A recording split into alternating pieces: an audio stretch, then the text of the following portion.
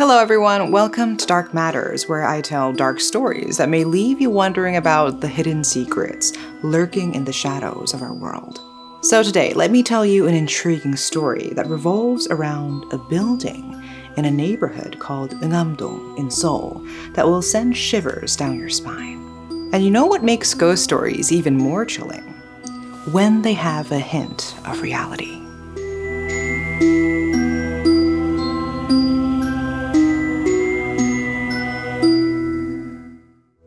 Today's story, the ghost story of Eungamdong, is actually based on a true incident.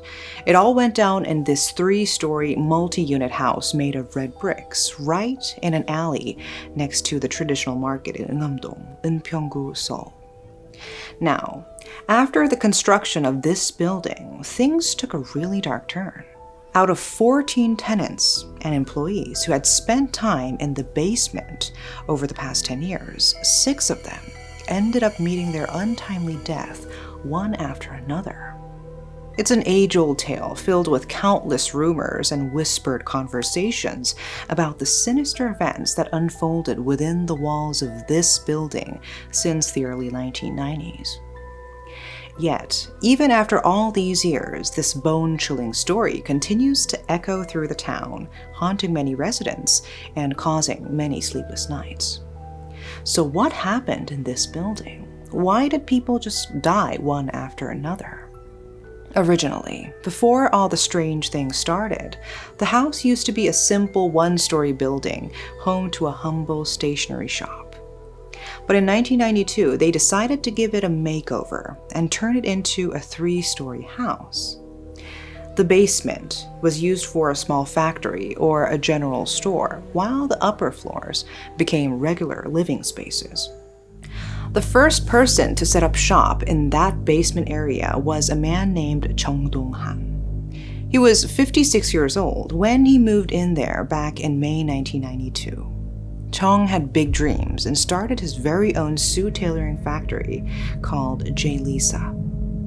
Unfortunately, in 1994, things took a turn for the worse.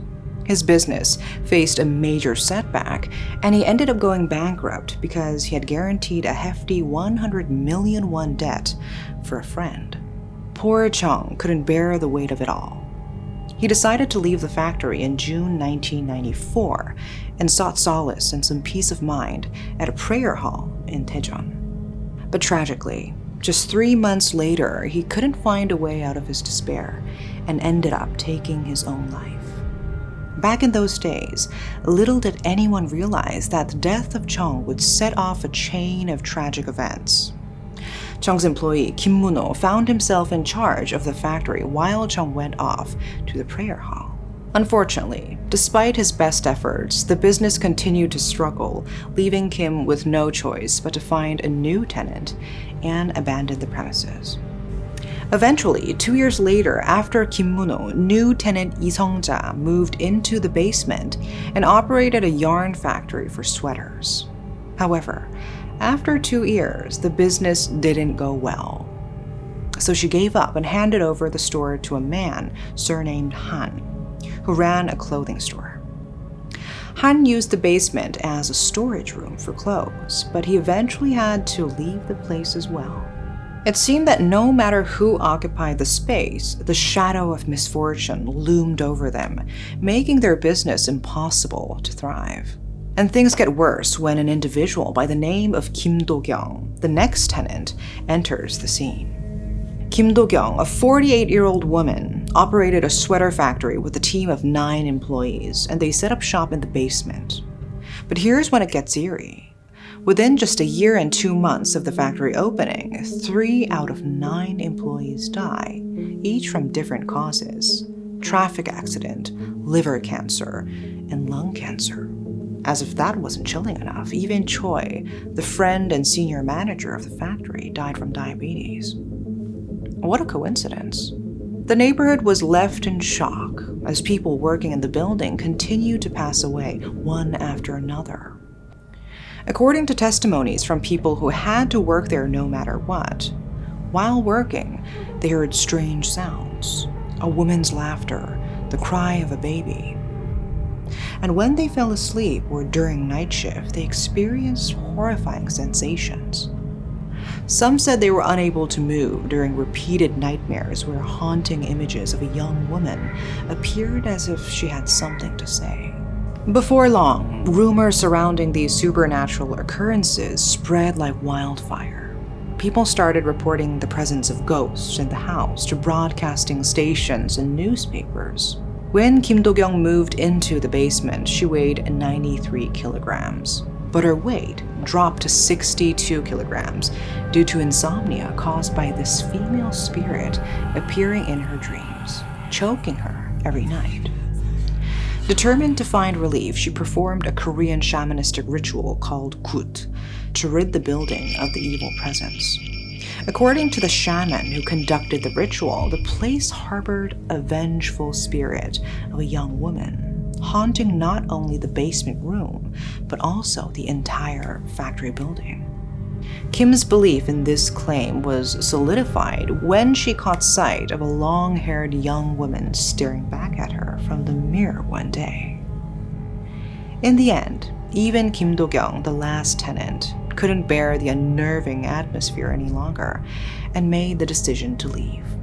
From that point onward, the space became a breeding ground for eerie rumors. People claimed to have seen ghosts and experienced unexplained fainting spells.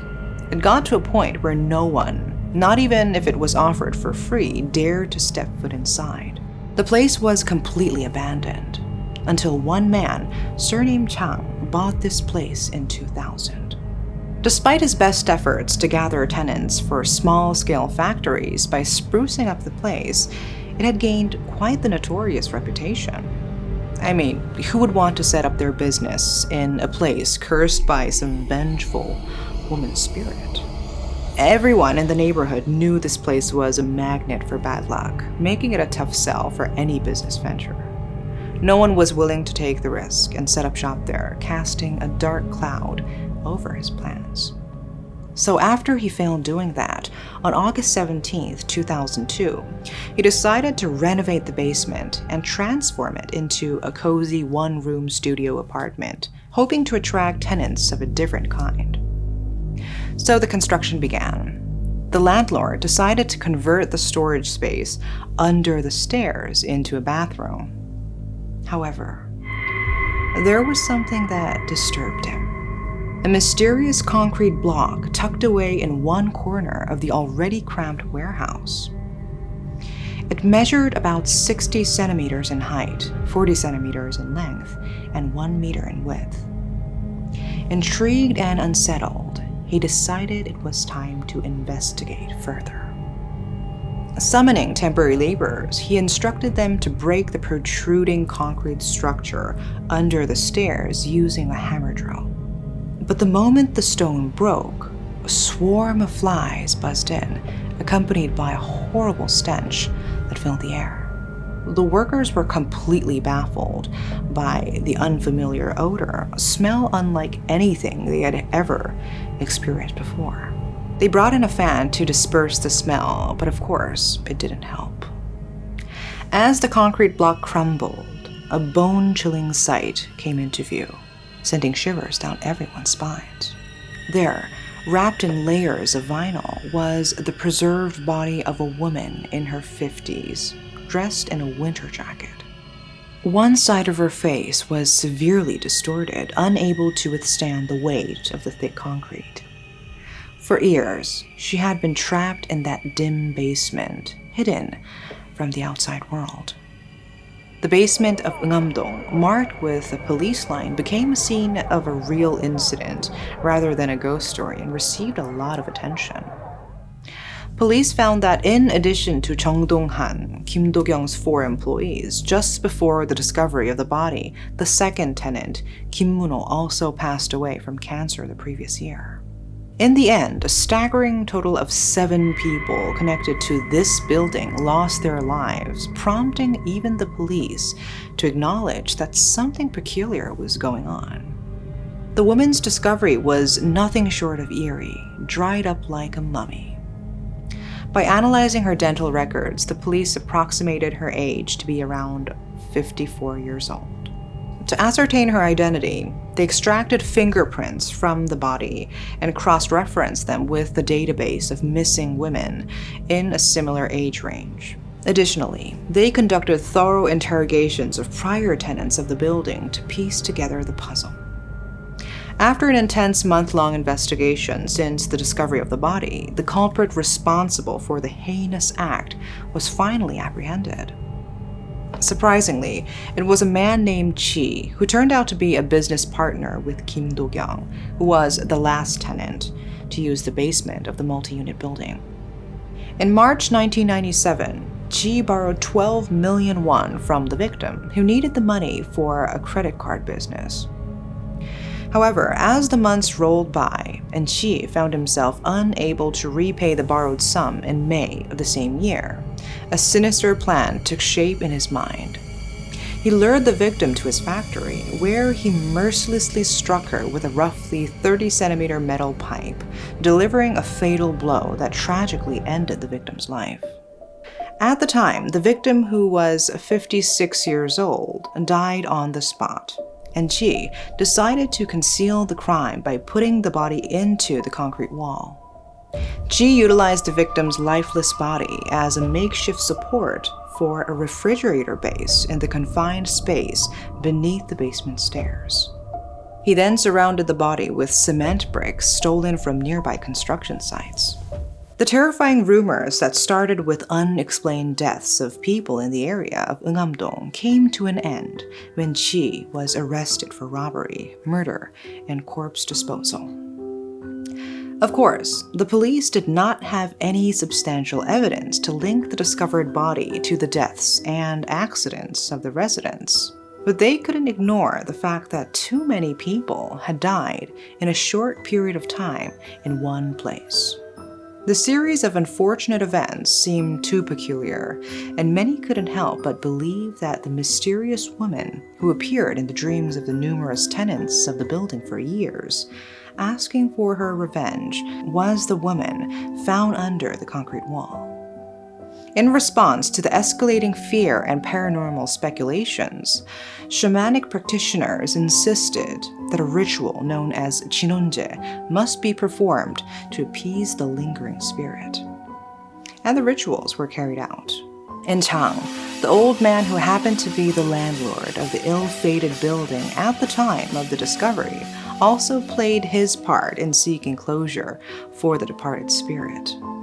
He conducted a solemn memorial ceremony, offering prayers for her soul to find peace and solace. Interestingly, the Eungamdong neighborhood found itself undergoing a wave of reconstruction. In the exact spot where the haunting building once stood, a gleaming new apartment complex emerged. It is known that Chang was able to build substantial wealth after selling the building at a high price to the apartment constructor. Some saw this as a curious twist of fate, wondering if it could be seen as a gesture of acknowledgement or even a gift for the man who had discovered the hidden body. With this haunting chapter finally brought to a close, the community breathed a collective sigh of relief. While the events would forever stay engraved in their memories, they could now move forward, knowing that the spirit had hopefully laid to rest. And that concludes our episode for today. If you have any captivating true crime ghost stories or intriguing urban legends you'd like to share with our viewers, please leave your comments below or feel free to send story ideas to my email. Thank you all for tuning in, and we look forward to bringing you more chilling tales in our next episode. Stay tuned and see you soon.